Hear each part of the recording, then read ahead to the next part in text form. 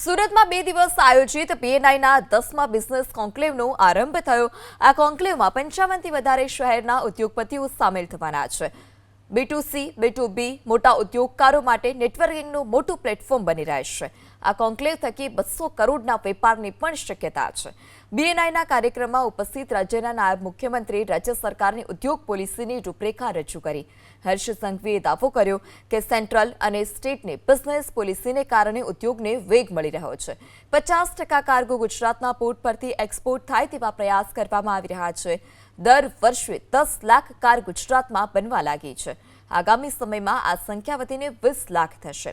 Textile પોલિસીમાં ખૂબ ફેરફાર કરવામાં આવ્યા હોવાની પણ વાત કરી। जमाने में लोग जॉइंट फैमिली में रहा करते थे और वो जॉइंट फैमिली इतना बड़ा होता था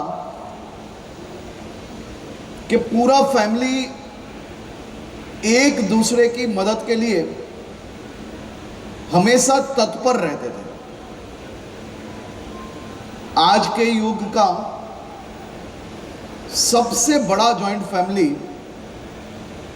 मैं सूरत की बात करूंगा तो 2100 लोगों का ये जॉइंट फैमिली पिछले कई सालों से एक दूसरों को मदद करने में हमेशा, जैसे कि कोई चैलेंज आई है तो चैलेंज कहाँ निकल गई वो पता भी नहीं चलता है। उस प्रकार का आपका एक बड़ा परिवार जो बना है उसकी मैं आपको शुभकामनाएं देने आया हूं।